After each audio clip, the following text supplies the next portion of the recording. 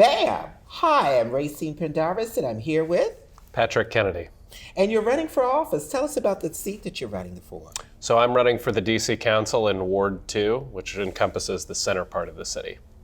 How wonderful. And tell us, we just want to make it informal, and we just want to lay back and have an engaging conversation with you. So tell us a little bit about where you're from, and where did you grow up, and what school did you come from? Yeah, so I actually grew up in Clearwater, Florida, which is part of the Tampa, St. Petersburg area.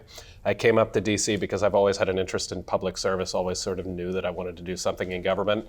And so I got a very generous financial aid package to go to GW. And so I've been here for about a decade now. I went to GW and got very interested in serving locally at the community level here. I ran for the ANC in Foggy Bottom, the Advisory Neighborhood Commission, when I was a junior at GW, and I have served as the ANC commissioner for District 1 in that ANC for the last 7 years. I was the chair of the commission for 4 years, and I've been involved in a number of other community organizations at that time, but have really found my passion in making a difference locally. How about that? That's important, and thank you for serving as a former ANC commissioner. I know the level of dedication and what it takes to really do the work, and do the work without getting paid. Yeah. And it shows your dedication, your level of caring about wanting to make a change in the community and what that looks like for you now that you decide that you want to step forth into a bigger shoes. And if elected, what would be some of the 3 key points that you would like to implement or help change? Yeah, I think that the biggest overarching issue in the ward are cost of living challenges. And so that comes back to affordable housing, making sure that people my age can afford to stay in the ward. A lot of us are renters. We can't necessarily afford the down payment on our homes, but we nonetheless want to make the ward in the center part of the city our home for the duration. But it's also about long-term property owners, the people who are being squeezed out, whether they're under rent control or whether they own their own properties and are struggling to keep up with the cost of condo fees and taxes. I think transportation is a huge challenge in our ward as well. We're the center of not just the city, we're the center of the region. So making sure that people can get around safely and efficiently is especially as important.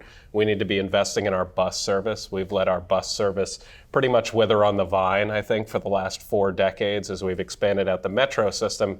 And as we reach the point where we're not building any new metro tunnels, we really need to make sure that we're making the investments in dedicated bus lanes, running increased service, and middays and on the weekends and late nights to allow people to get around at all hours of the day, because we're adding 100,000 new people every decade. We have more people working here than ever. We have more people visiting here than ever. We need to get all those people around safely and efficiently.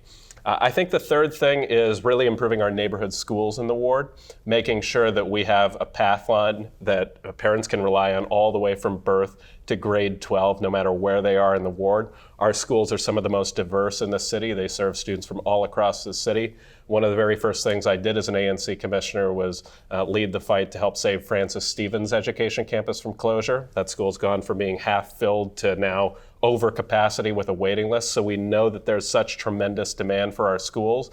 But only 30% of the students at that school are from Ward 2. It serves students from all across the city. And it's so special to have diverse and high-performing schools, and I want that opportunity to be apparent all throughout the ward. And it's so important. And for folks who would like to contribute to your campaign or follow you, how can they do that? Yeah, that's the best question yet. They can go to patrickforward2.com. There is a donate link on that webpage. We also have a Facebook account as well. If you search on Facebook for Patrick Kennedy for Ward 2, you can find me through there. Please feel free to reach out. This is very much a grassroots campaign. It's based on trying to develop relationships with voters, and so we very much appreciate the outreach and the support. How about that? And most of all, thank you for watching.